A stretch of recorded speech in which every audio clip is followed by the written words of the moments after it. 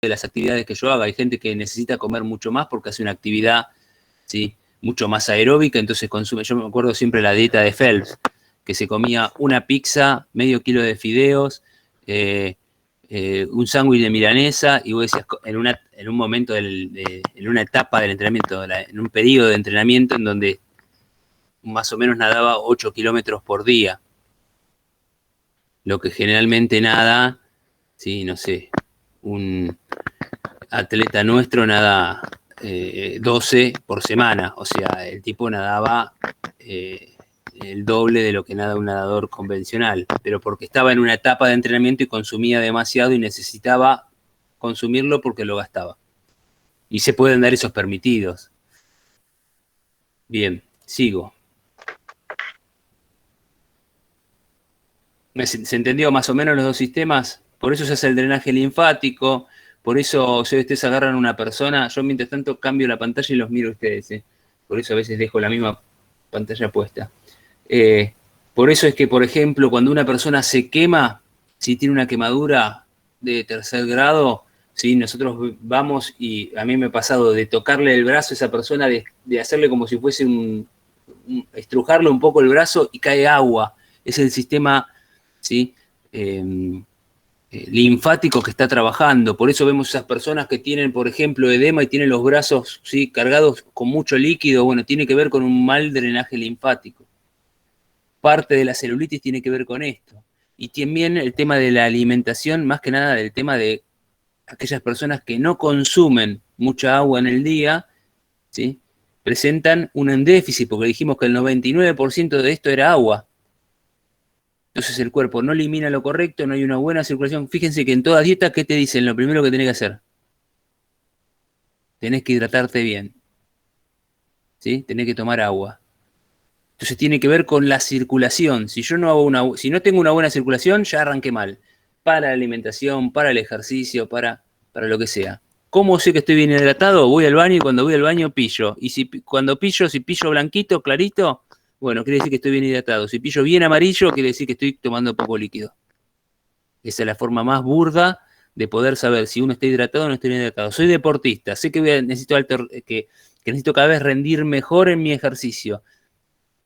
Si no estoy tomando agua, olvídate, ¿sí?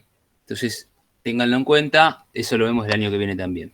Por eso también vuelvo a lo mismo. Fíjense que yo todo lo que les digo lo vemos el año que viene, Estúdienlo bien porque el año que viene, si no, están en bola. Bien. Vamos a hablar primero, acá tenemos los dos. Fíjense que ambos sistemas trabajan relacionados uno con el otro, ¿sí? ¿Por qué? Porque van a dejar lo que transportan en los espacios extracelulares para que las células puedan acceder a eso. Entonces, si bien son sistemas que funcionan en paralelo uno con el otro, los dos trabajan también asociados, porque los nutrientes van a llegar, van a ser transportados por uno o por otro dependiendo del tamaño, y como tienen un porcentaje de líquido, cuando necesite líquido, uno de los sistemas va a tomarlo del otro lado, entonces trabajan en una forma paralela y conectados, siempre virtiendo sus contenidos en el espacio extracelular para que estos dispongan en base a sus necesidades. El sistema cardiovascular está constituido por el corazón, las arterias, las venas y los capilares.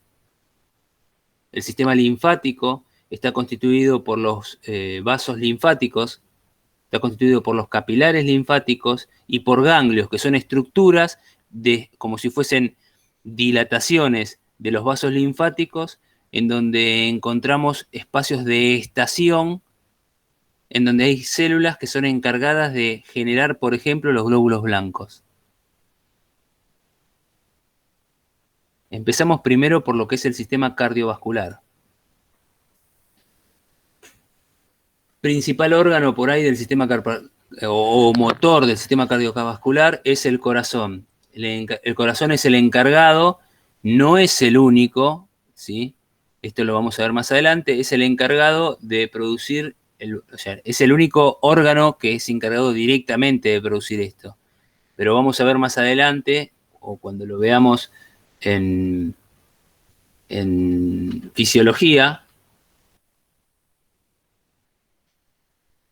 que el corazón es la bomba, pero también necesitamos de, por ejemplo, movilizarnos, hacer actividad, porque los músculos van a funcionar como bombas periféricas. Las contracciones de los músculos, ¿sí?, mejoran la circulación porque trabajan como bombas periféricas y ayudan a que ese corazón no ejerza tanta presión, tanta fuerza para poder bombear la sangre por los espacios del cuerpo. ¿Qué quiere decir esto? Que si yo tengo una persona que sufre de problemas cardíacos, justamente lo que tengo que hacer es que haga actividad física. ¿Me siguieron hasta ahí? Que es lo que pasa totalmente al revés. Yo tengo una persona que le dicen tengo cardiopatía, entonces ¿qué hace? No hago actividad física y no me quiero morir de un infarto. No, justamente lo que tengo que hacer es hacer actividad física. El tema es qué tipo de actividad física tengo que hacer. Para los que trabajen, generalmente dicen, lo asocian a los problemas cardiovasculares con problemas de gente adulta, y es verdad, el mayor índice de gente con problemas cardiovasculares siempre va a ser una persona adulta. ¿Por qué? Porque por unas características en donde, por ejemplo, las arterias van perdiendo su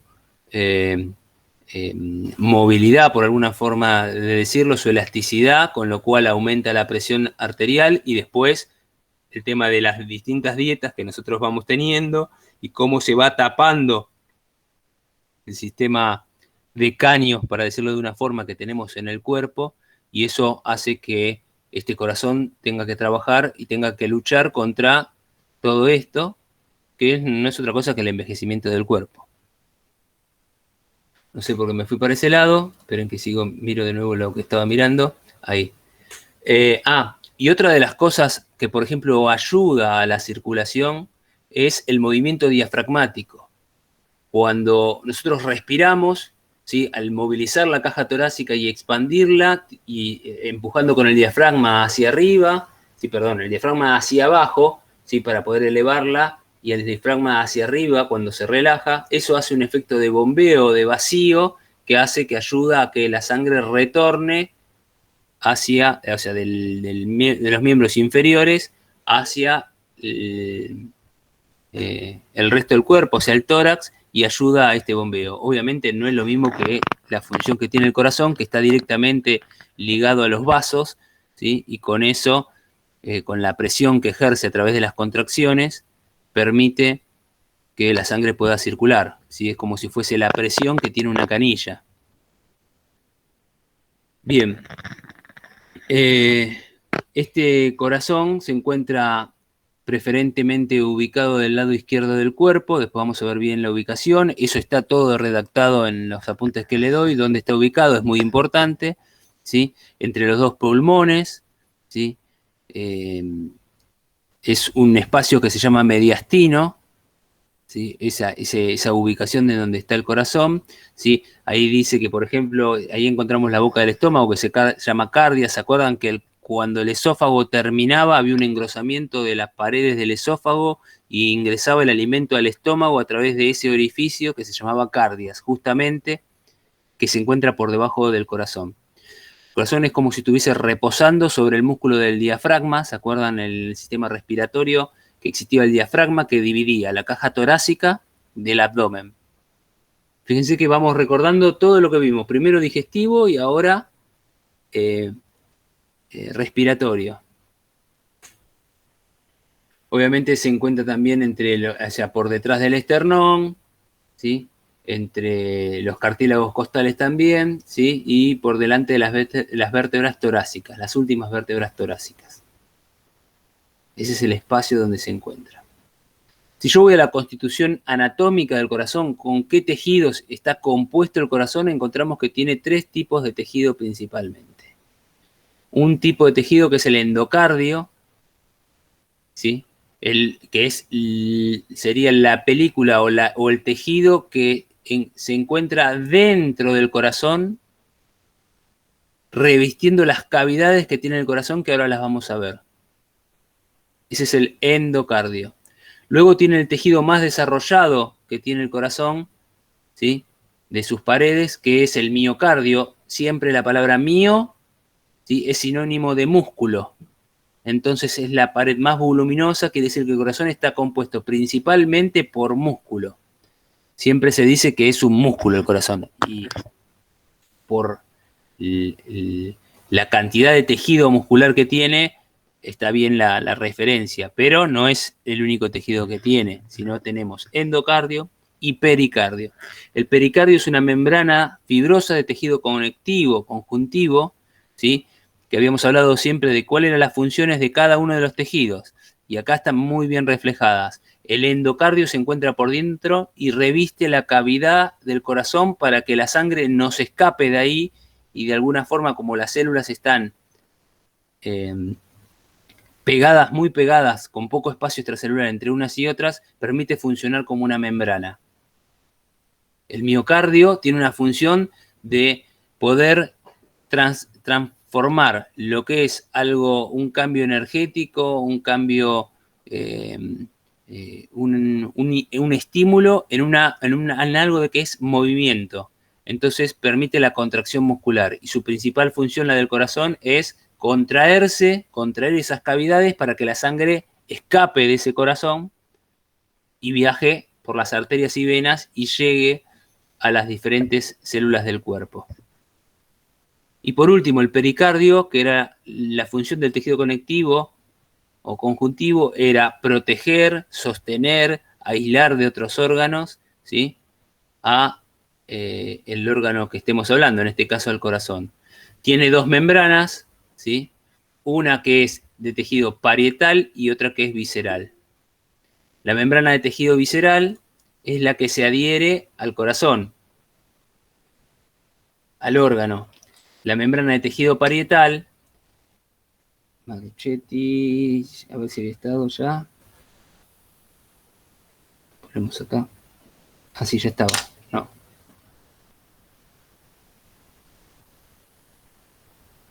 Bien. Una tejido parietal, la otra tejido, entonces, parietal tiene que ver con los distintos órganos, con las distintas estructuras, o sea, es la que lo fija, porque el corazón no está en cualquier lado saltando. Cuando yo salgo a correr, el corazón salta para un lado, salta para el otro, sino que está ubicado en una zona y está contenido, sostenido. Esa lo que lo sostiene en ese lugar, en ese espacio, en ese mediastino, es la membrana parietal. Bien, por dentro del corazón encontramos que hay 4 cavidades. 2 cavidades superiores, que son las aurículas, 2 cavidades inferiores, que son los ventrículos. Y si vemos en este dibujo, vemos que las paredes de esas cavidades no son iguales. Encuentro que, por ejemplo, y principalmente la pared del mediastino, o sea, el músculo, ¿sí?, es mucho más gruesa en los ventrículos que en las aurículas. Eso es porque desde los ventrículos la sangre va a ser eyectada hacia el exterior, ya sea por las arterias pulmonares o a la arteria aorta para que viaje por todo el cuerpo. Entonces necesita de realizar una mayor fuerza para poder comprimir la sangre y darle una presión arterial, ¿sí?, para que esta sangre circule por todos los caños del cuerpo, por decir de una forma, los caños. Imagínense que si nosotros agarraríamos todos los vasos y capilares que tienen en el cuerpo y los uniríamos en una forma lineal, en donde transportan la sangre para las distintas células, en una forma lineal, uno pegado al lado del otro, tendríamos un sistema cardiovascular que llegaría de acá a Nueva York. Cada persona. O sea, cada persona tiene una red de vasos y capilares que representan una distancia igual de acá a Nueva York. Imagínense la red de capilares que tiene el cuerpo, ¿no? Y la red de vasos sanguíneos en las cuales tiene que circular, ¿sí?, la sangre. Imagínense que para poder realizar eso necesito de una presión correcta para que esto lo realice. Bien, las aurículas, entonces los ventrículos van a hacer la fuerza para poder enviar la sangre a las arterias. Las aurículas van a recibir la sangre, ya tanto de las venas pulmonares como la de las venas cava, superior e inferior.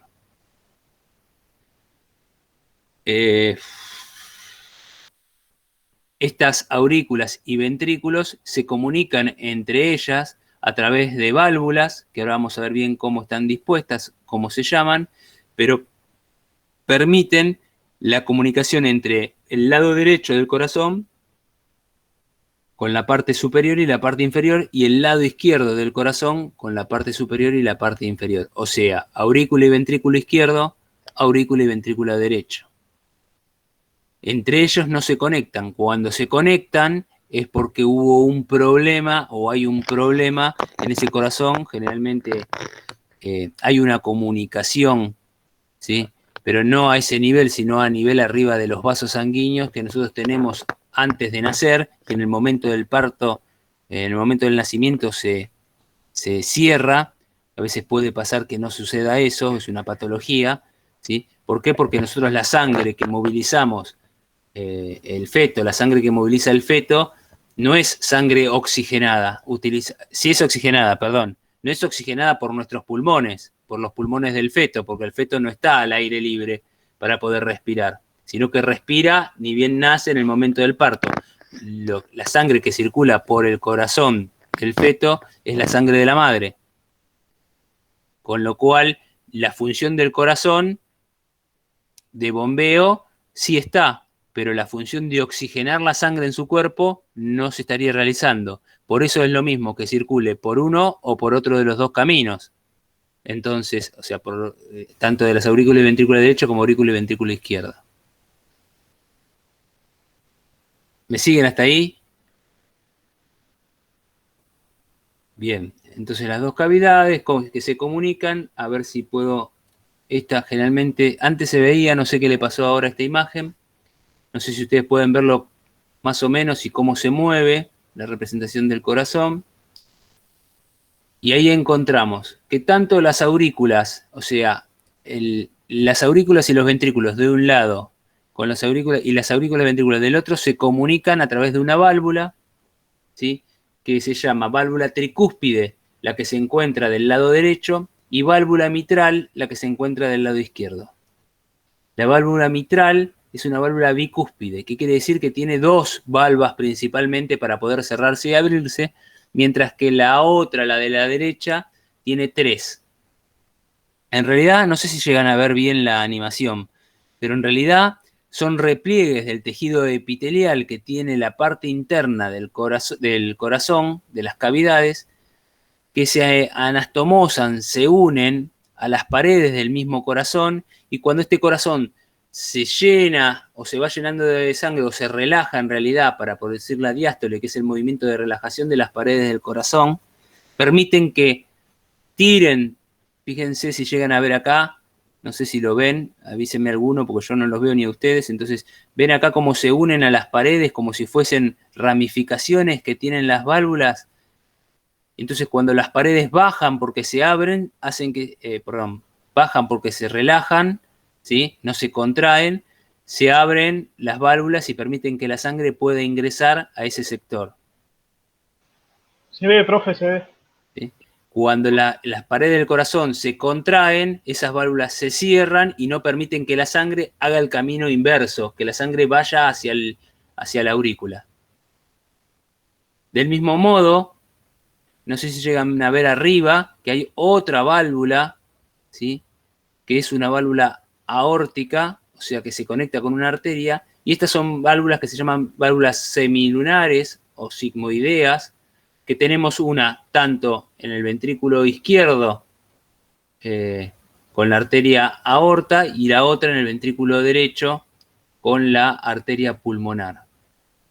Ahí dice válvula semilunar pulmonar, que comunica el ventrículo derecho con la arteria pulmonar, y válvula semilunar aórtica, que comunica el ventrículo izquierdo con la aorta. Abajo vemos, ¿sí?, un corazón, una vista también del corazón, y justo hay un corte, ¿sí?, en las aortas, y vemos cómo se pueden ver las válvulas desde arriba, las tricúspides, ¿sí?, semilunares o sigmoideas, tanto de uno de los vasos como del otro vaso.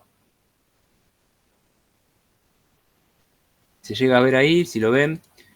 Bien, vamos a ver, fíjense que esto que vemos acá, este esta foto del corazón real, vemos cómo el vaso sanguíneo de las aortas, cuando es cortado, permanece, fíjense, manteniendo su diámetro.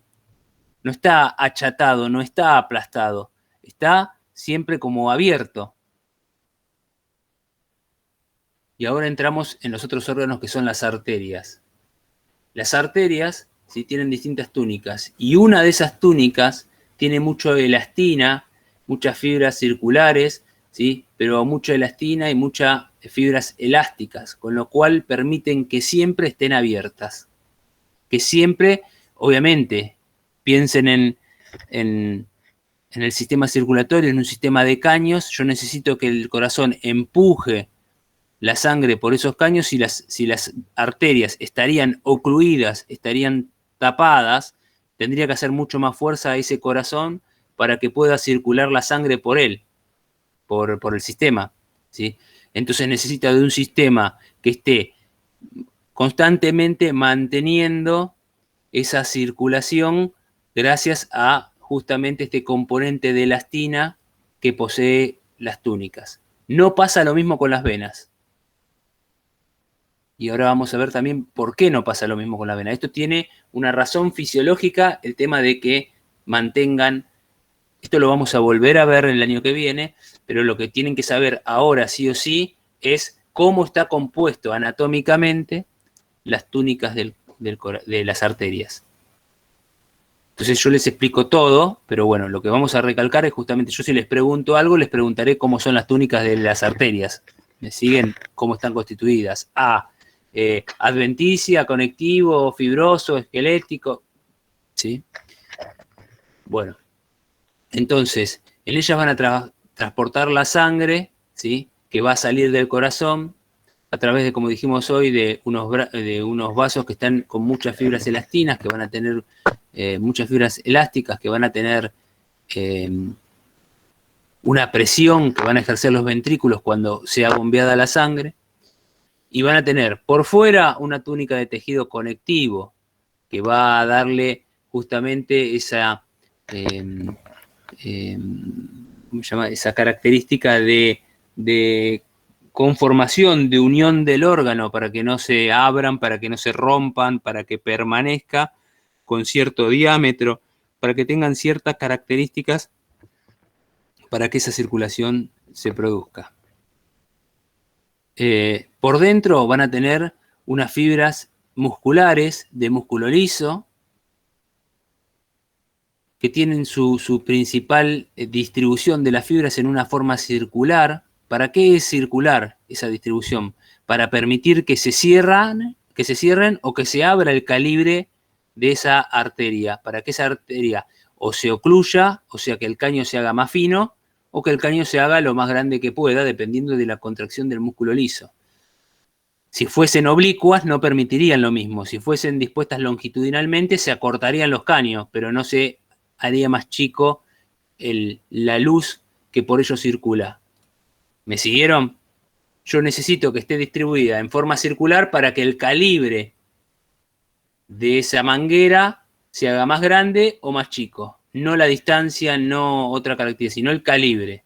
Dependiendo del calibre, va a aumentar. ¿Qué pasa cuando ustedes agarran una manguera, abren la canilla y le ponen un dedo disminuyendo el calibre de la manguera o la apretan? ¿Cómo sale el agua? A presión. Con más presión. Entonces yo a través de eso puedo manejar cuál es la presión que va a tener el corazón, no, perdón, el corazón, el sistema circulatorio. Obviamente va a hacer más fuerza ese corazón. Por eso una persona que tiene una presión arterial alta, el corazón está haciendo un trabajo más agotador. Y acuérdense que hoy dijimos, el corazón es un músculo, con lo cual el músculo se cansa, se estresa, produce desechos, utiliza energía. Entonces es una retroalimentación positiva. ¿Qué quiere decir esto? Cada vez que el corazón, o sea, hay vasoconstricción, el corazón se cansa más, gasta más energía, necesito más nutrientes, entonces todo es en más, lo cual necesito que trabaje más el corazón todavía. Entonces estoy produciendo algo que si no le pongo un fin, y terminó con un infarto. Esperen que los miro de nuevo, los saco ustedes. Bien. ¿Qué pasa con las venas? Las venas tienen una característica distinta. Una de las cosas distintas que tienen es que las fibras intermedias que habíamos hablado hoy, que era de tejido muscular liso, son poco desarrolladas, escasas en elastina, con lo cual no permanecen completamente. Si yo cortaría, como decíamos, como mostramos ahí el corazón, me corto un brazo y busco las venas estarían tapadas, ¿sí? Porque sus tejidos de elastina son con menos fibras elásticas, con lo cual no podrían mantener ese diámetro, esa luz de la sangre que circula por dentro de ellas, ¿sí? Y se ocluirían. La túnica externa también es de tejido conectivo, porque necesita justamente eso, es un medio de unión, necesitas mantener una forma y poder transportar lo que viaja por dentro. Y la túnica interna de tejido endotelial, ¿sí? A diferencia de la otra, posee unas válvulas, unos repliegues que se ven en la segunda imagen. Acá hay una arteria y acá lo compara con una vena y ven cómo tiene unos repliegues hacia adentro, como si fuesen unas válvulas que permiten que la sangre pueda pasar para un lado, pero no pueda volver hacia el lado contrario. Entonces, la acción, por ejemplo, de esa contracción de los músculos y de los movimientos ayudan a aplastar a las venas y permiten después la relajación de ese movimiento, con lo cual, y en el mismo bombeo de la sangre también, o sea, cuando la sangre va pasando por ahí, va empujando, la sangre que viene atrás empuja a la sangre que viene adelante, con lo cual no puede volver. Entonces necesito menos presión sanguínea para poder transportarlo. Esto quiere decir que la presión no es igual en la sangre venosa que en la sangre arterial. Habrán visto en una película que, o si quieren para entenderlo, yo tengo una lesión, me lastimo no sé, el brazo, ¿sí? Depende de la forma de sangrado del brazo, yo me puedo dar cuenta si me lastimé o no un vaso hablo de arteria o vena, y depende de la forma de sangrado, puedo saber también, ¿sí? Si es una arteria o una vena. Lo habrán visto en las películas que por ahí sangra y no sé, y la sangre va como, se ve el bombeo del corazón y ve que se expulsa como un chorro. Eso es que fulminó una arteria, ¿sí? Si ven que es un babeo de sangre, pero que no corta también, es un vaso sanguíneo. Y si ven que yo me lastimo y solo es un sangrado normal, ¿sí? Normal, hablo de lo que ven ustedes, esas gotitas que van cayendo y no es algo muy fluido, es que solamente se lastimó tejidos y pequeños capilares, no un vaso sanguíneo de gran magnitud. Los accidentes en moto, por ejemplo, dependiendo del vaso, del diámetro del vaso y la sangre que circula, obviamente también me voy a desangrar más rápido o no. Por ejemplo, los accidentes en moto, las arterias que pasan por la pierna, ¿sí? A veces, generalmente, ¿sí? Hay muchas fracturas de fémur, ¿sí? En los accidentes en moto, y a veces arrastran alguna rotura de algún vaso, y por ahí a veces pasa que en 6 horas, si no es atendido correctamente, la persona se muere desangrada, ¿sí? Y aparte, el fémur es el hueso que más irrigación sanguínea tiene del cuerpo, con lo cual también, ¿sí? Tiene que ver con la fractura del fémur. Puedo haberme cortado la arteria y no haberme fracturado el fémur, lo digo porque generalmente está asociado ese tipo de traumatismo a una fractura de fémur, a una rotura también de vasos, y pasa eso. Pero puede pasar o una cosa o la otra, y también en 6 horas se muere desangrado, o generalmente también otra de las cosas que pasa en un gran porcentaje en esos accidentes es que pierden la pierna. No estoy hablando de una fractura de fémur simple, estoy hablando de una fractura de fémur que generalmente en moto no es tan simple, ¿sí? O sea, te hiciste bolsa contra algo andando a 40 kilómetros, 50, 60 kilómetros por hora, no es algo que generalmente sea algo muy simple si te fracturaste el fémur. ¿Me siguieron más o menos lo que quise decir o no? Entonces tiene que ver con la irrigación de la sangre que circula por ahí.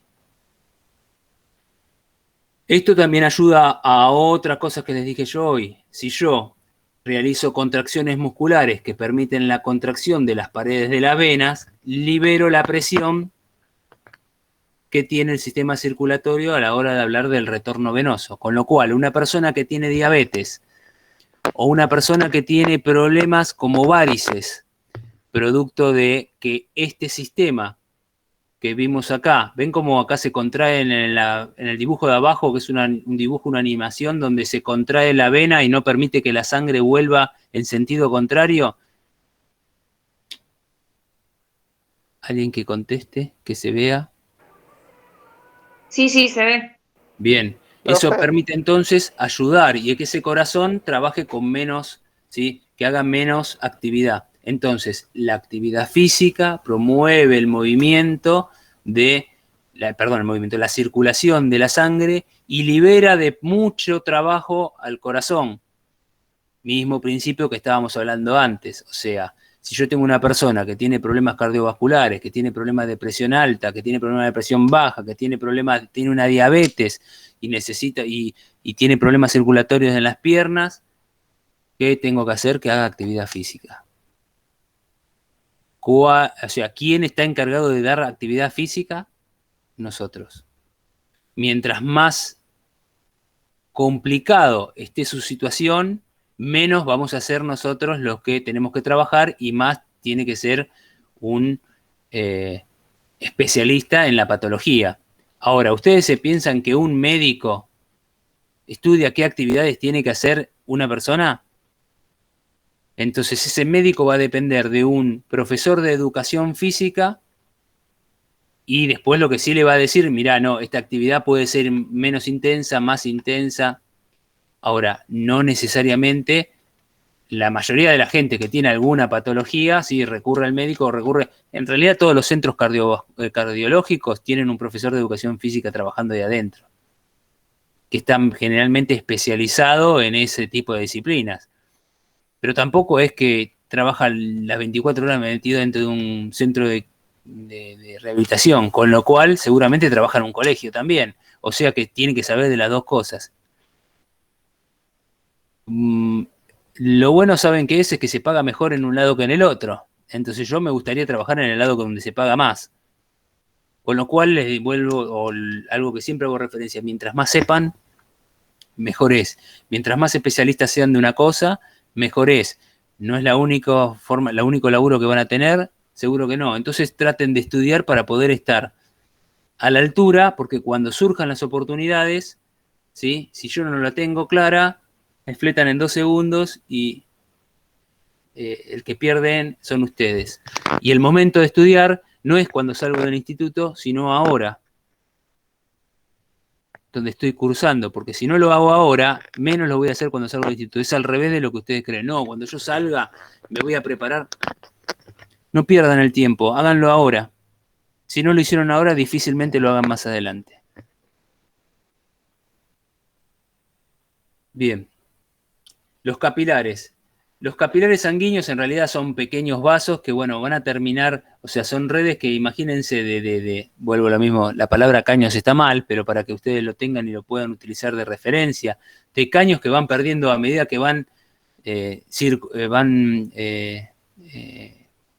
promoviéndose o desarrollándose en forma de redes a través de todo el cuerpo para llegar a las distintas células y poder bañarlas en el espacio extracelular de los distintos nutrientes que poseen, ¿sí? Van perdiendo su calibre, su diámetro y su espesor en las paredes, de manera que van a poder de alguna forma ser permeables en la última, o sea, fíjense que van perdiendo su musculatura hasta llegar a lo último, a ser un tejido completamente epitelial en donde los distintos nutrientes puedan perforar esa membrana y poder vertir su contenido en los espacios extracelulares. O sea que no es otra cosa que esta pérdida de las túnicas que veníamos hablando y obviamente de las cualidades que le dan cada uno de los tejidos que poseen estas túnicas, que poseen estos vasos sanguíneos, para terminar virtiendo el contenido en los espacios extracelulares. Fíjense acá, en esta representación, bueno, en esta es los contenidos que tiene y la túnica del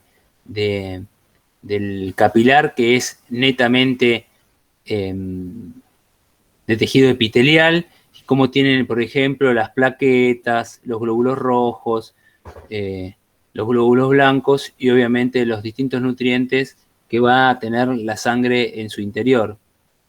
Hidratos de carbono, calcio, magnesio, sodio, potasio, todos los componentes que posee el espacio extracelular y dentro del espacio extracelular. Acuérdense que esto que vemos acá, los glóbulos rojos, los glóbulos blancos, las plaquetas, también son tejido, perdón, son células, ¿sí? El glóbulo rojo es una célula que carece de núcleo. El glóbulo blanco son células propiamente dichas, igual que las plaquetas. Entonces son células que tienen una función, están encargadas, y como son células, ¿sí? Tienen un espacio, o sea, se conectan unas con otras, pero el espacio que hay entre ellos es un espacio de fluido, como cualquier otra célula, un espacio extracelular. Entonces lo que viaja, la sangre es un tipo de tejido también. Es un tipo de tejido conjuntivo.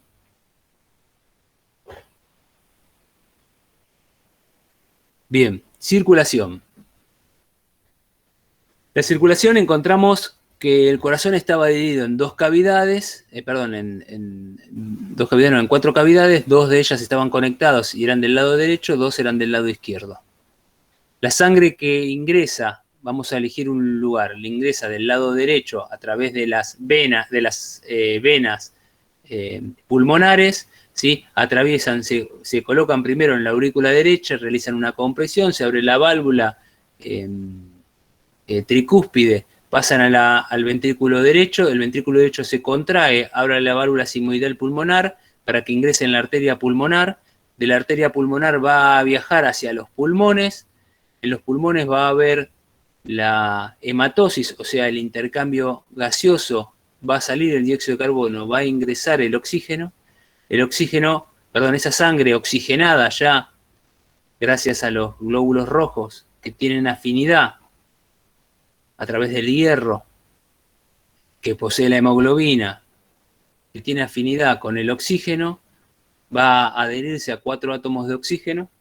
Esos 4 átomos de oxígeno van a viajar a través de la sangre por la vena pulmonar.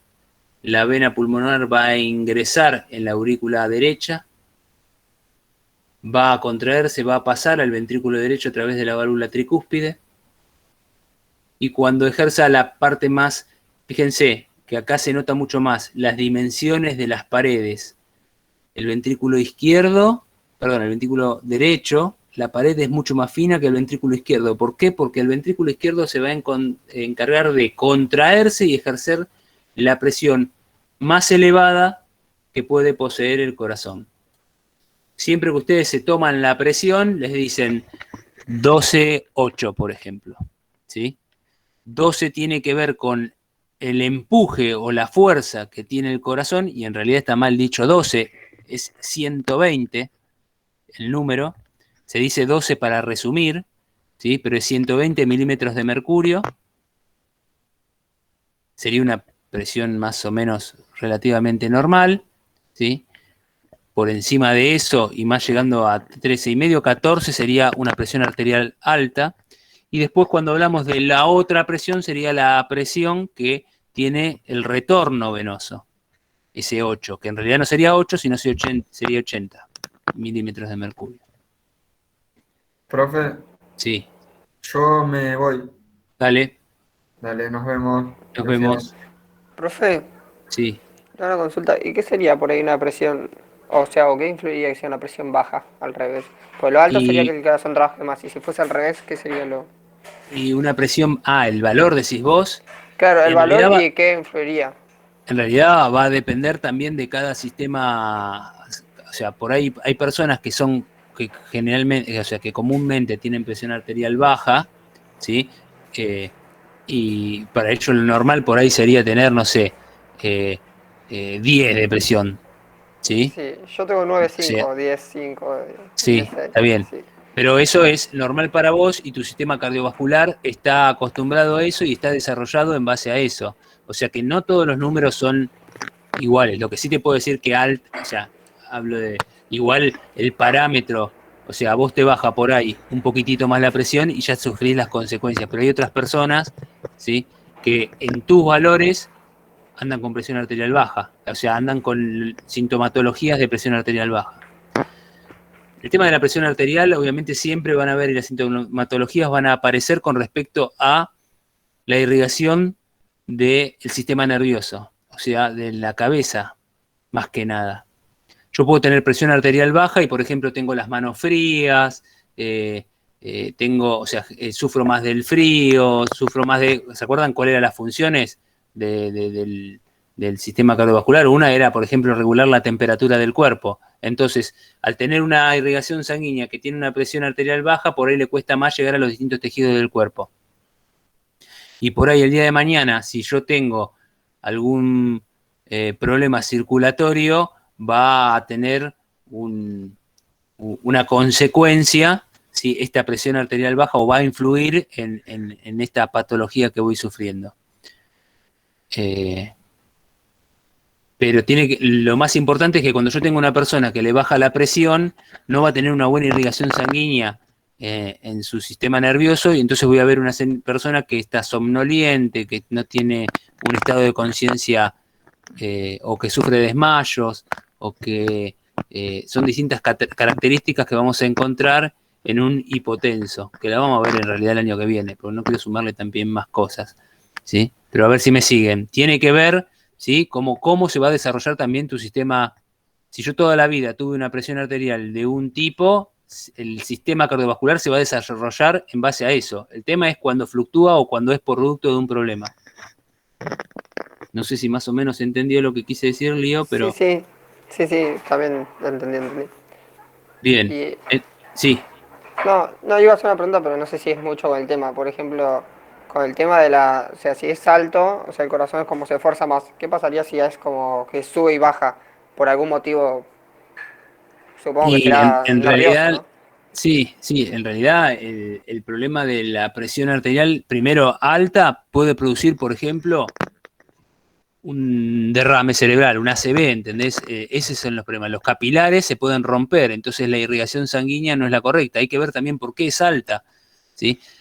¿Por qué baja? ¿Por qué? O sea, yo tengo que descubrir por qué generan esos cambios tan bruscos de presión. Obviamente, cuando hago actividad física es lógico que aumente o que disminuya la presión. ¿Por qué? Porque también el corazón necesita llevar más sangre a los distintos tejidos del cuerpo, entonces lo que va a hacer es producir una vasoconstricción para aumentar la presión, para que lleguen mucho más, con más presión llega a bañar muchas más células, con lo cual aumenta el metabolismo y aumenta la eficacia o eficiencia de esa actividad que estoy realizando. Entonces es lógico que aumente y disminuya. El tema es cuando lo hace en forma exagerada o cuando lo hace sin un motivo. Yo no le estoy dando un motivo para que eso se produzca y tengo una presión arterial de un tipo o de otro, sube, baja, no es estable. Después el cuerpo, en realidad, justamente de todo esto se tiene que encargar el cuerpo de regularla. Entonces, pueden ser que estén mal también los encargados de regular esto. Imagínense, por ejemplo, el sistema nervioso central, a través del sistema nervioso parasimpático, produce vasodilatación. El sistema nervioso simpático produce vasoconstricción. El sistema nervioso simpático produce taquicardia. El sistema nervioso parasimpático produce bradicardia. Con lo cual, si yo estoy nervioso, si me ladra un perro, el cuerpo se prepara para la huida. Esto es gracias a la evolución, ¿sí? El hombre prehistórico, cuando antes no eran perros lo que había. Tampoco eran dinosaurios, que no convivieron unos con otros, pero sí eran peligrosos los distintos o las situaciones que vivían. Entonces tenía que estar preparado para la huida. Entonces la estimulación del sistema nervioso simpático o aquella persona que es ansiosa, con lo cual su sistema nervioso simpático está trabajando. ¿La ansiedad qué es? La ansiedad es preocuparse demasiado por las cosas, es estar constantemente preparado para la huida, tener miedo. La ansiedad es ver, o sea, el cuerpo está preparado para una situación que no es real, que no es, o sea, hay gente que está ansiosa por un examen y hay gente que va a un examen y rinde y se lo pasa todo por, sí, no le importa nada. Bien, eso tiene que ver con la ansiedad, ¿sí? Entonces, la ansiedad es el estado desmedido de una situación que uno cree problemática y no lo es. Hay gente que se hace problema por cualquier cosa y gente que no. Esa persona tiene exacerbado el sistema simpático, con lo cual va a tener bradicardia, va a tener vasoconstricción, va a tener todas las características que promueven ese tipo de sistema, ese tipo de estimulación del sistema nervioso. Aquellas personas que son más relajadas, que hacen yoga, por eso las actividades físicas promueven el control de este sistema, que es involuntario. Aquella persona que toma algún ansiolítico, ¿qué va a hacer? Va a promover el trabajo del sistema parasimpático, con lo cual el corazón va a ir más lento, la presión arterial va a ser menor, va a producir vasodilatación, está mucho más relajado. Hoy por hoy vivimos en un medio en donde es más difícil estar relajado, por eso todos están haciendo alguna actividad así más como yoga, o se vuelcan más para ese tipo de actividades, como para bajar un poco la intensidad con la que se vive, y con eso yo puedo trabajar también la presión arterial. Hay muchas formas de estimular. ¿Vieron que algunas veces, ustedes, no sé si lo vieron, porque antes se veía más, esa gente que se agarra la 100, no sé si me ven ahora en chiquitito por ahí, por algún lado, yo nunca me acuerdo si me ven, porque con y se hace masajes en la 100, movimientos circulares? ¿Me ven o no me ven primero? Sí, profe. sí, te veo. ¿Vieron que se hacen así masajes a los costados de la 100? ¿Lo vieron alguna vez? Bueno, Sí, en los realidad, masajistas no, el masajista también lo hace, pero a a veces, veces, pero pero lo deben haber visto en alguna película, en algo que uno se masajea casi, o en algo que antes se hacía más estas cosas, porque antes se sabía más. Bueno, cuando yo estoy haciendo esto, en realidad, por ahí pasa yo estoy estimulando el sistema parasimpático. Cuando me hacen masajes también, pero cuando estoy haciendo eso, estoy estimulando el sistema parasimpático. Por ahí pasan una metámera del sistema parasimpático que me permite estimularlo para bajar el número de pulsaciones. En realidad lo que está tratando de hacer esa persona a la hora de pensar es bajar un poco las revoluciones, y eso me permite poder pensar más, poder estar más calmo y poder actuar como tengo que actuar, ¿sí? El sistema, la ansiedad me permite, o sea, por ahí me hace actuar correctamente porque prepara los músculos y a todo el cuerpo para poder actuar, pero no me permite pensar. Entonces el correcto accionar va a depender de eso. O sea, está bien que una persona, un corredor, esté medio ansioso a la hora de correr, o vamos a un deporte más de que haya que pensar. Un jugador de fútbol esté ansioso por el partido, sí. Ahora, si está muy ansioso por el partido, no le va a permitir hacer una jugada correcta, porque va a tener tanta ansiedad que no le va a permitir poder elegir la opción correcta para ese que tenga que desarrollar, ¿sí? Lo habrán visto muchas veces. A veces, mientras más ansioso, yo me acuerdo siempre de algo que me acuerdo que veía de Gallardo cuando Bondacieri no me acuerdo qué, no, que lo agarra del cuello, no sé qué, lo más ridículo. Bueno, hay gente que cuando se pone ansiosa es un desastre en su actuar, ¿sí? Profe, El fútbol, por en este ejemplo. caso, ¿la migraña tiene algo que ver a la hora de ponerse nervioso por un partido de fútbol? Lo que pasa es que la migraña es puede ser producto de muchas cosas. Por ejemplo, vos tenés una compresión en los músculos cervicales posteriores y podés tener migraña. Pero sí, está asociada, obviamente, porque esa compresión puede venir también por un problema circulatorio, puede venir por puede venir por muchas cosas. Sí, generalmente, o sea, las contracturas musculares, todo eso está asociada a la ansiedad y eso genera esa migraña.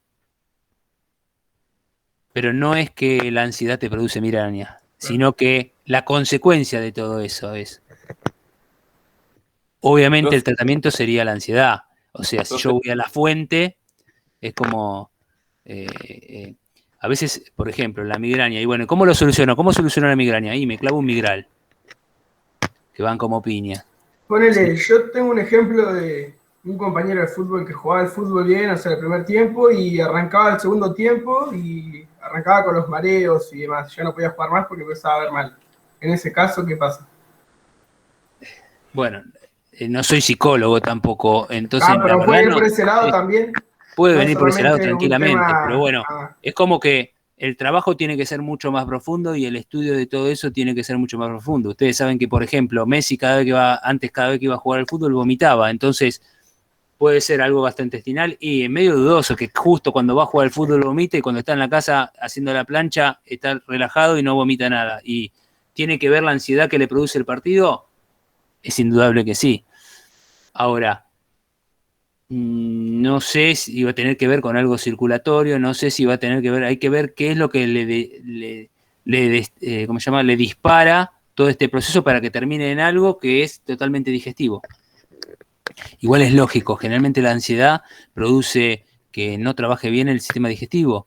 La mayoría de las personas cuando están ansiosas se descomponen o una de dos, o vomitan o van al baño descompuesto o no realizan una buena absorción. Colon irritable es una patología que tiene que ver con eso. Hay muchas cosas, ¿sí? Pero bueno, también hay un montón para desarrollar de todo eso, de semiología, pero si me pongo ahí no llegamos a terminar todo esto. Profe, Pero más o menos, tenés razón igual, Joaquín, en lo que decís, ¿eh? Está asociado. Sí, Juan. ¿le molesta si apago un poco la cámara porque se me está No, para dale. cargar? Voy a ponerlo a cargar. Sigo escuchando igualmente. Listo, no hay problema. Bien. Entonces encontramos una circulación menor, que es aquella que va a circular del lado derecho y va a abastecer a los pulmones. Imagínense, dijimos, el corazón está entre medio de los pulmones. Con lo cual, el sistema de vasos que necesita para poder irrigar a ese corazón, a esos pulmones y poder abastecerse también en la aurícula izquierda de esa sangre que fue oxigenada, es muy corto.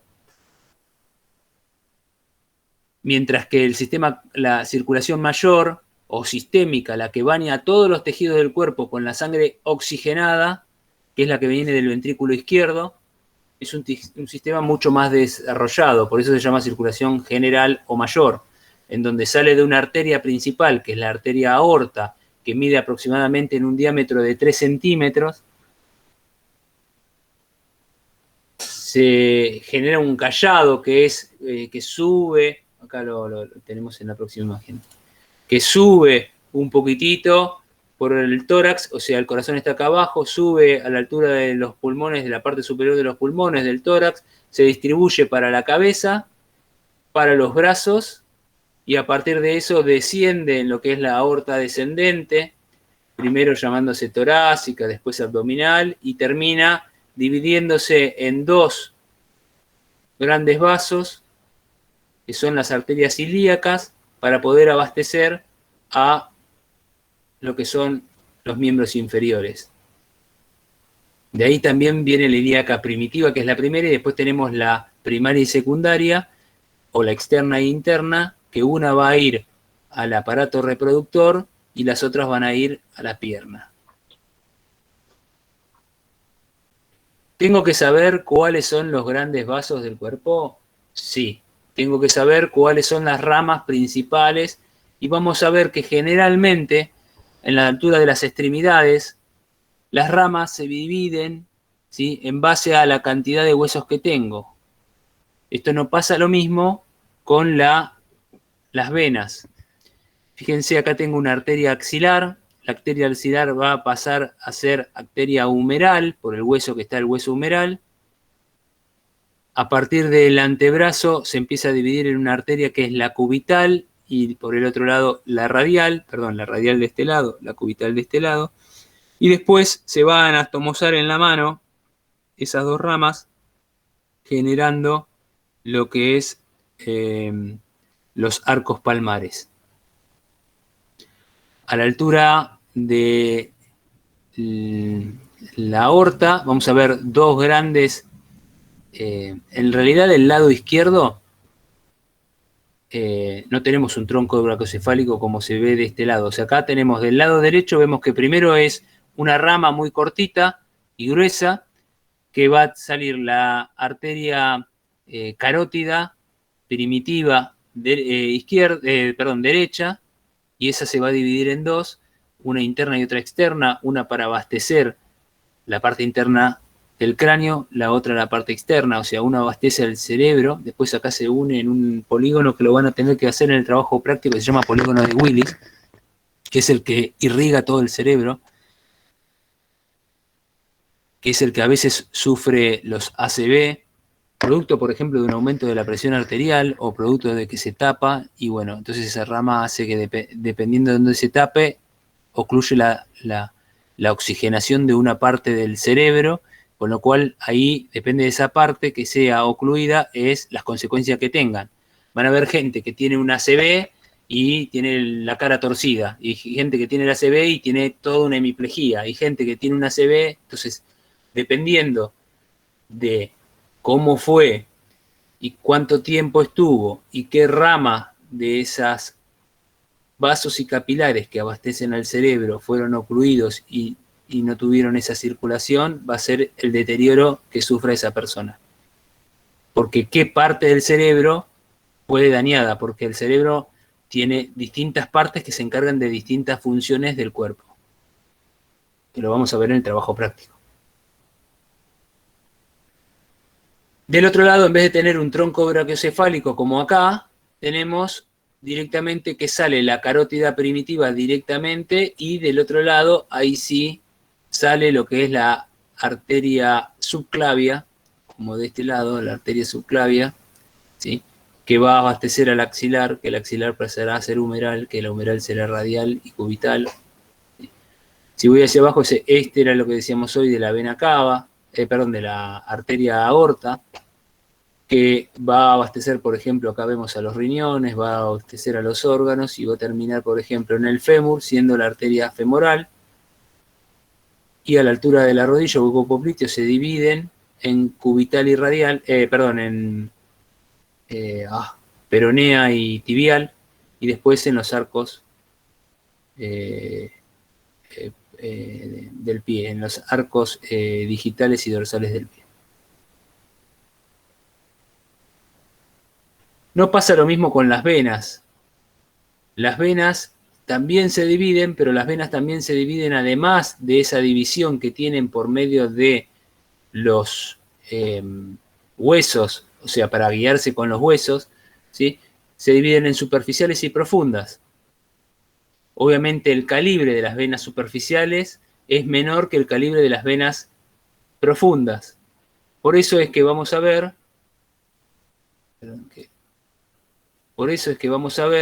que algunas venas las podemos ver superficialmente en el cuerpo, no pasa lo mismo con las arterias, y para poder medir las pulsaciones del cuerpo para poder sentir esas pulsaciones, debemos hacer lo que son las mediciones y tomar el pulso en lugares estratégicos en donde uno puede acceder a la arteria. Entonces, si yo tengo que tomar, por ejemplo, las pulsaciones, lo hago, ¿sí?, a la altura de la carótida. Si tengo que tomar las pulsaciones, lo puedo hacer a la altura de la axila. Si tengo que tomar las pulsaciones, puedo tomar las pulsaciones radiales. No me ven ahí. ¿Sí? Radial, presionando sobre el radio. Inguinal. Poplitea. Pedia. Esos son los lugares donde yo puedo acceder, porque encuentro que las superficies me permiten poder llegar a la arteria y poder sentir las pulsaciones. ¿Sí?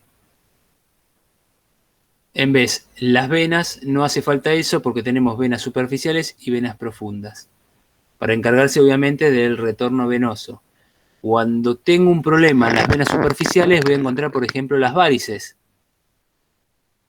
en donde se ve dificultado el retorno venoso superficial de las piernas, y las características de esas venas que nosotros veíamos con esas válvulas que permitían que el retorno venoso se produzca, no se hace de esa forma, y la sangre queda acumulada en ese lugar. El mayor problema de las varices es que están expuestas a cualquier daño, ¿sí? Porque se empiezan a inflar, ¿sí? Es más, hay momentos del día o situaciones en donde las vamos a ver más edematizadas, más expuestas, y hay momentos en donde por ahí la persona que posee varices están prácticamente normales. Y tiene que ver con un problema de la circulación y de los tejidos que conforman esa túnica de tejidos que conforman la vena superficial. Cuando tenemos un problema más profundo, es más peligroso porque por ahí circula mucha más sangre, y ahí hablamos de, por ejemplo, que se puede producir una trombosis.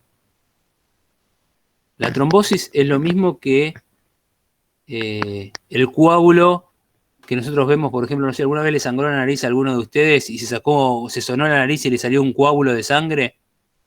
El coágulo es cuando la sangre está fuera del cuerpo, ¿sí? Fuera del cuerpo, y se aglutina, ¿sí? Y promueve unas ciertas características. Por esa acumulación de sangre, ¿sí? Se aglutina y se forma un coágulo que es difícil por ahí de romper, si no sé si lo vieron alguna vez, igual también en alguna cicatrización también se ven. Ahora, cuando ese coágulo se produce dentro del cuerpo, se llama trombo. El problema de la trombosis es que si ese trombo viaja hacia el pulmón, voy a tener una trombosis pulmonar, o sea, me va a tapar la circulación de una parte del pulmón. Si esa trombosis va al corazón y se mete en la carótida, en las arterias coronarias, va a tapar o ocluir la circulación interna del corazón, con lo cual el corazón puede sufrir un infarto. Y si va a nivel cerebral, puede producir una isquemia en el cerebro, con lo cual va a producir una ACV. Profe, Sí.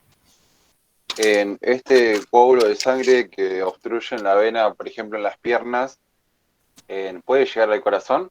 En algún momento, por ahí se libera ese coágulo y viaja por algún lado.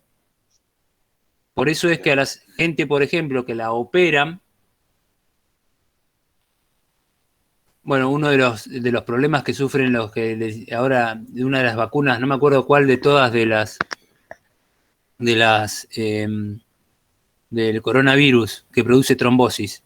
La China, creo. Ah, no, me parece que no, la China no es. ¿No? Ah, sí, O la China es. rusa. ¿La rusa o la China era? No, pero no las que están aplicando acá, ¿eh? Sí, la China me parece que sí, pero no, hay otra que es peor, que produce más, me parece. No me acuerdo cuál de todas. La que habían prohibido en su momento. Pero bueno, para mí, bueno, no voy a decir nada porque después capaz que tiro cualquier información y... Pero la China, la que están aplicando acá, tiene sus cositas. No por nada se murieron en un par que se la aplicaron. Bueno, les decía, obviamente mientras mejor tenga desarrollado mi aparato circulatorio, más fácil va a ser, o sea, más difícil va a ser que se produzcan estos inconvenientes. No es la única razón por la que se puede producir una ACV. Por ejemplo, una isquemia se puede producir porque se rompió un vaso sanguíneo, con lo cual la presión arterial alta puede producir eso. ¿Y qué más le iba a decir? Por eso les digo que las personas que las operan le ponen anticoagulante en la sangre. Si lo inyectan con anticoagulante, por ejemplo, en una operación donde se trabaja demasiado expuesto vamos a un no sé, un cambio de fémur, de cabeza de fémur, ¿sí? O de rodilla, ¿sí? ¿Qué se hace? Bueno, imagínense, a la altura del fémur ya tengo problemas circulatorios porque va en contra de la gravedad, la circulación, porque tiene que llegar hasta el corazón, o sea que tiene que ir en contra de lo que la gravedad promueve. Es mucho más fácil llevar la sangre a la punta del pie que traerla de la punta del pie. Bueno, entonces se les pone anticoagulantes para que la sangre esté más licuada. Lo habrán escuchado alguna vez que, no sé, la vallaspirina licúa la sangre.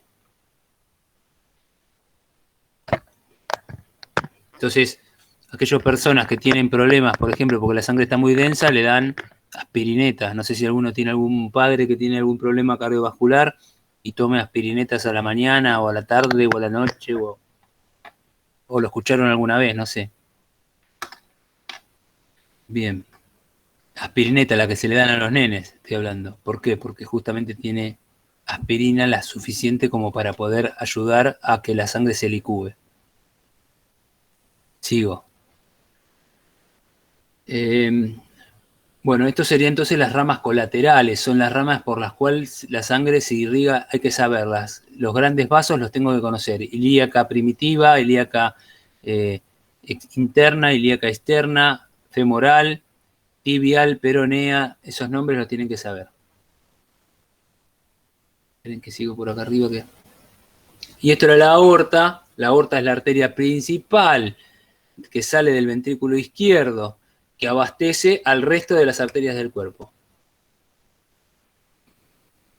Tiene una parte que se llama aorta descendente, tiene una parte que se llama callado aórtico, tiene una parte que se llama aorta descendente, y a partir de ahí todos los grandes vasos se van saliendo para todos los lados, se ramifican y ejercen la irrigación sanguínea a todo el cuerpo. ¿Cuál es la primera arteria que sale de la arteria aorta?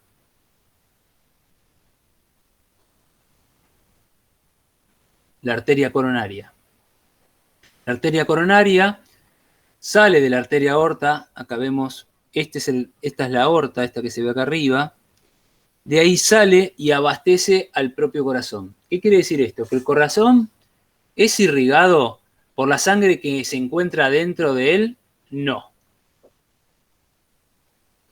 El corazón se abastece, se nutre, ¿sí?, de la sangre que sale de la misma arteria, de la primera arteria que sale del corazón, o sea, de la primera arteria que sale del callado aórtico para poder abastecer a las propias paredes del corazón. No por la sangre que se encuentra dentro del mismo. Las cavidades del corazón permitían de que esa sangre pueda ser bombeada. Si yo encima tuviese que irrigar el propio corazón, perdería esa capacidad que tiene el corazón de poder bombear la sangre de esa forma tan eficaz. ¿Me siguen? Eso es lo que se llama la arteria coronaria. Esa es la arteria, alguna vez habrán escuchado que a alguna persona le ponen un stent, ¿sí? La operación en donde te ponen un stent, que te entran por una arteria, justamente te entran por, esperen que, por acá, te entran por acá, por la ilíaca. ¿Se ve el cursor mío ahí? Sí. Sí, profe. Bien, entran por la ilíaca, viajan por todo esto, viajan por todo esto, por todo esto, por todo esto, por todo esto, y cuando llegan acá, se meten en la arteria coronaria e ingresan a las arterias que abastecen al propio corazón. Esa es la operación de stent, se entra por ahí. Es una operación sencilla, simple. Y acá tienen esta animación que se ve acá, que es lo que hacen. Se ve ahí la animación, cómo ponen una malla, vemos un tejido que está tapado, está ocluido para la circulación y expanden ese tejido para poder permitir la circulación sin ningún problema. ¿Cuál es el Profe, problema de esto? una pregunta. Si Sí. hay un soplo en el corazón, ¿qué problema cardíaco puede llegar a generar? Las válvulas del corazón no cierran correctamente. Entonces hay un fluido. ¿Te acordás de esto? Sí. Hay un movimiento de sangre que en vez de salir e ir hacia las arterias, vuelve y hace el sentido contrario dentro del mismo corazón. Por eso es el ruido, por eso es el soplo. Profe, Sí. puede ser que cuando sean muy chiquititos, o sea, bebés, lo puedan como llegar a tener y después se vaya, o sea, que Sí, no sea. imagínate que no se terminó de acomodar ese sistema de válvulas que se abre y se cierra, y eso hace de que con el paso del tiempo y que crezcan bien esos tejidos, pueden ser que se cierren o no. También hay problemas en donde saben que no se cierra y hay operaciones en los chicos porque tienen, es muy grande el soplo o es muy grande el problema que tienen auricular, ¿sí? Valvular. Las válvulas también se opera, o sea, no todas las patologías del corazón son las mismas. Yo le estoy hablando de esta patología en particular porque van a encontrar un montón de gente que va a tener, pues, que le van a hacer una angioplastía. Angioplastía es esa operación que vimos recién, que le decía yo, que ingresan por la arteria y llegan hasta el corazón y le ponen este stent. Y se llama stent justamente por eso, por lo que realizan esa función que es abrir el capilar para permitir el paso de la sangre. Ahora bien, una cosa es que hayas sufrido un infarto y por eso te ponen el stent, otra cosa es que un estudio te haya dado que está mal y por eso te ponen el stent. Hay distintas razones, o sea, hay que ver por qué te pusieron un stent. ¿Me siguen? Entonces, van a encontrar gente que le va a decir, no, tiene 7 stents, está muerto. ¿Sí? Y no tiene que ver con eso, tiene que ver con que por ahí encontraron de que el tipo estaba mal y le pusieron 3 porque la irrigación se veía muy comprometida. O le pusieron 1, hicieron un estudio, dio que está mal, le pusieron otro, le pusieron otro, y capaz que el corazón, no le digo que esté sano 100%, pero la cantidad de stent no es directamente proporcional a la patología. ¿Me siguen? Sí, sí. Y un stent no es que no te habilita a que el tipo pueda hacer actividad física. De hecho, ¿qué dijimos? Lo principal, lo mejor que puede hacer es actividad física. Bien, me queda poco tiempo. Profe, Sí. tengo una pregunta, pero tendría que volver muy para atrás. No sé si preferís lo ¿Sobre haga qué? más adelante. O sea, es sobre el corazón, sobre el tema Sí. de arritmia, pero Sí. relacionándolo con el sistema respiratorio. La arritmia vamos más adelante, no más atrás. Tiene que ver Bueno. con las contracciones del corazón. Entonces espero más adelante. Sí, igual tiene que ver más con la fisiología del corazón, con lo cual no vamos a hablar muchísimo de eso, porque si no se me va a la materia del año que viene y, o sea, el año Bueno, que viene nosotros volvemos a ver lo mismo, ¿sí? Pero lo vemos en profundidad. Yo lo que les voy a tomar del corazón, igual lo vamos a seguir la clase que viene esto, ¿sí? Porque no llego. Vamos a cortar acá. ¿Del ciclo cardíaco hablamos o no? Sístole, diástole, no se los voy a tomar. Sí, todo lo que tenga que ver con funcionamiento, no. ¿Qué les voy a tomar yo? Y ahí por eso les digo, nos vemos la clase que viene. ¿Qué les voy a tomar yo del corazón? Perdón, del sistema cardiovascular. El sistema es cuáles son sus órganos, cómo están constituidos, cómo lo que le dije yo hoy, por ejemplo, cómo se desarrollan los grandes vasos, qué es la circulación, ¿cómo se llama? La circulación mayor, qué es la circulación menor, cómo se llaman las válvulas, en qué lado se encuentran, cuáles son las cavidades del corazón, cuáles son los tejidos que lo constituyen, todo lo que tiene que ver con describir el sistema, no en cómo funciona. ¿Me siguieron? Esto es anatomía descriptiva. Lo que tienen que hacer es describirme todo el aparato, todo el sistema, cómo está constituido. Entonces yo le voy a preguntar, las paredes del corazón son tal, mencione, y capaz que una es incorrecta. ¿Cuál es la incorrecta? Las cavidades del corazón son tal. Las válvulas son tal. La tricúspide es la que comunica tal cosa con tal cosa. ¿Me siguen? Esas son las preguntas. Lo que pasa es que es muy difícil poder explicarles todo, o sea, en realidad, todas estas características hacen que el corazón que el sistema cardiovascular funcione de una forma. Y yo no puedo, si yo entiendo la forma, voy a entender mucho más la descripción.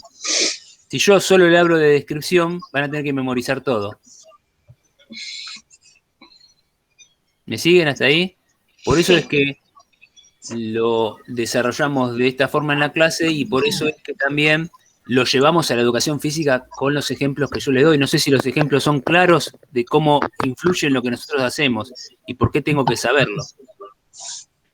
Más allá de que yo mañana no voy a abrir a nadie y le voy a hacer un masaje, le voy a cambiar una válvula del corazón, pero sí tengo que entender que va a venir una persona, ya sea trabajando en un gimnasio o lo que sea, y me va a decir, tengo un stent. Y yo tengo que entender qué es lo que el tipo tiene, porque si no, no entiendo cuál es la gravedad del asunto y qué actividades podría llegar a plantearme. Ahora, distinto es, tengo un stent, tengo el 60% del corazón funcionando, y que me diga, tengo un stent, ¿y el corazón cómo está? No, está bárbaro, bueno. La mayoría de la gente, cuando le dicen, me operaron de esto, es un dramón bárbaro, y parece que el tipo estuviese, y justamente, es como aquel que viene a la pileta y te dice, vienen a aprender a nadar, y cuando después de que hizo el primer largo y está destruido porque no sabe nadar, te dice, no, lo que pasa es que yo fumo. Y... O sea, el problema es que vos nadás mal, no que vos fumás. ¿Se entiende? Por eso es que esa persona, o sea, si a menos que le afecten, ese tipo viene y me dice antes de entrar a la pileta, no, yo fumo, bueno, ahí sí, estamos diciendo, bueno, el tipo tiene un problema respiratorio, se está muriendo acá, entonces fumar en la pileta, nadando, sin nadar, está igual de mal. Ahora, si él fuma, lo mejor que puede hacer es ir a natación. ¿Me siguen? Bien, ¿alguna pregunta? Lo vamos a terminar de ver la clase que viene, junto con algo de sistema nervioso, porque ya tenemos que arrancar. Hablo de la clase que viene presencial. Consejo.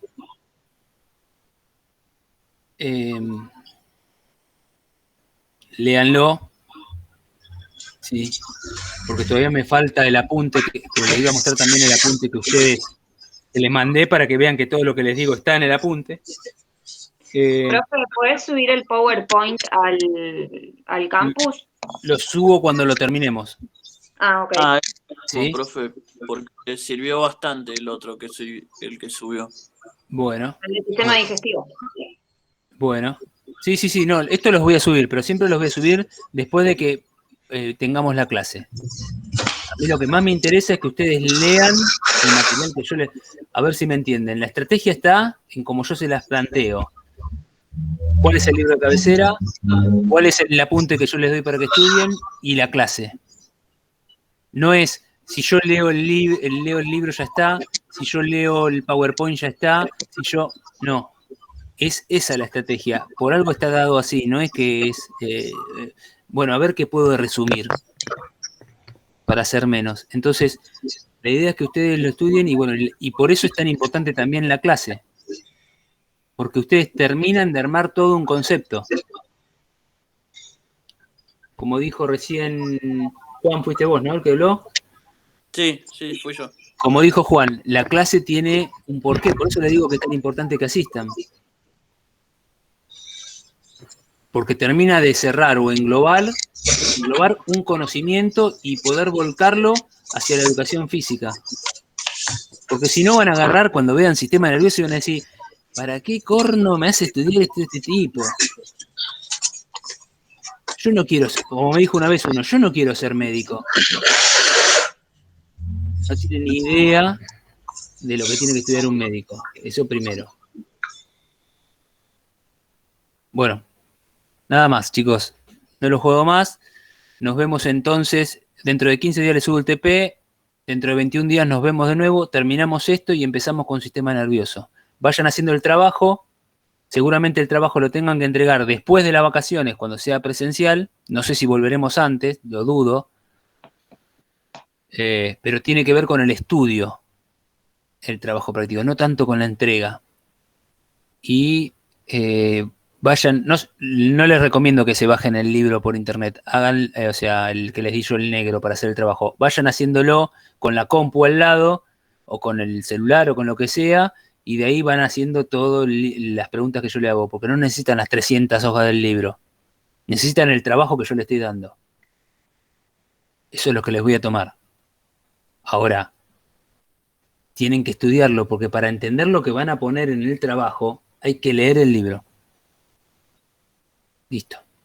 Profe, Nos vemos. Saludos para todos. Cualquier Profe. cosita me escriben. Hasta luego. Chao, profe. Chao, hasta luego. Chao, profe. Profe. Chao, profe.